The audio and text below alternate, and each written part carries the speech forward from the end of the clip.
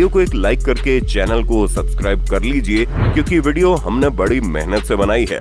चलिए शुरू करते हैं।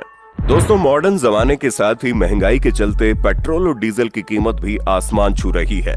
जो पेट्रोल 1990 में 12 रुपए में बिकता था, वो अब 110 रुपए में बिकने लगा है। और अगर यही हाल रहा तो वो दिन दूर नहीं कि पेट्रोल और डीजल के लिए हमें या तो लोन लेना पड़ेगा या किडनी बेचनी पड़ेगी, क्योंकि आज के वक्त में पेट्रोल और डीजल इंसान की एक अहम जरूरत बन चुका है। हम बिना ईंधन के बिल्कुल लाचार हो जाते हैं।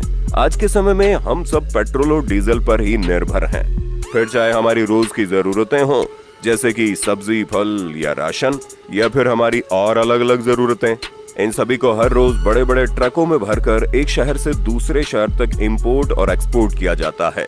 और इन ट्रकों को चलाने के लिए फ्यूल की जरूरत पड़ती है, और यही फ्यूल पेट्रोल और डीजल है। और अगर आप ये सोचते हैं कि पेट्रोल और डीजल हमारी धरती पर हमेशा रहने वाला है, तो आपको बता दें, जिस स्पीड से हम पेट्रोल और डीजल जैसी चीजों का इस्तेमाल कर रहे हैं, अगर हम इसी तरह से इन्हें कंज्यूम करते रहे तो ये आने वाले करीब 40 सालों में खत्म हो जाएंगे, क्योंकि ये सब चीजें धरती के अंदर लिमिटेड हैं। और जैसे जैसे पेट्रोल और डीजल खत्म होता जाएगा, वैसे वैसे इनके दाम लगातार बढ़ते जाएंगे। और जब ईंधन के दाम बढ़ते हैं तो इसके साथ साथ सभी महंगाई भी बढ़ जाती है, और हम पूरी तरह से इन्हीं रिसोर्सेस पर निर्भर हैं।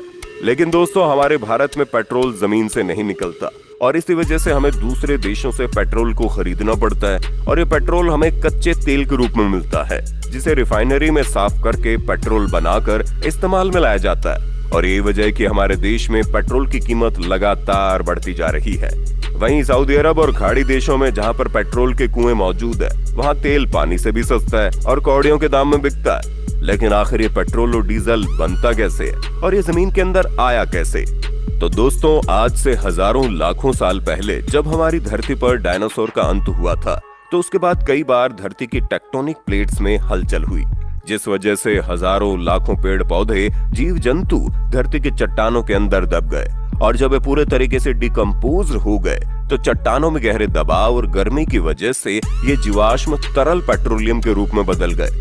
बाद में मनुष्य की उत्सुकता ने धरती के अंदर खोज की और पेट्रोलियम के भंडार का पता लगाया। लेकिन अगर आपको ऐसा लगता है कि धरती को खोद कर सीधे पानी के कुएं की तरह पेट्रोल निकाला जा सकता है, तो ये आपकी गलतफहमी है, क्योंकि हमें धरती के अंदर पेट्रोल एक काले और गाढ़े तरल पदार्थ के रूप में मिलता है, जिसे पेट्रोलियम कहते हैं। ये अपनी प्योर फॉर्म में नहीं होता। पेट्रोलियम को हम क्रूड ऑयल या कच्चा तेल भी कहते हैं, लेकिन पेट्रोलियम पेट्रोल नहीं है, बल्कि पेट्रोलियम से डीजल, पेट्रोल, केरोसिन जैसी कई सारी चीजें बनाई जाती है। पेट्रोलियम जमीन के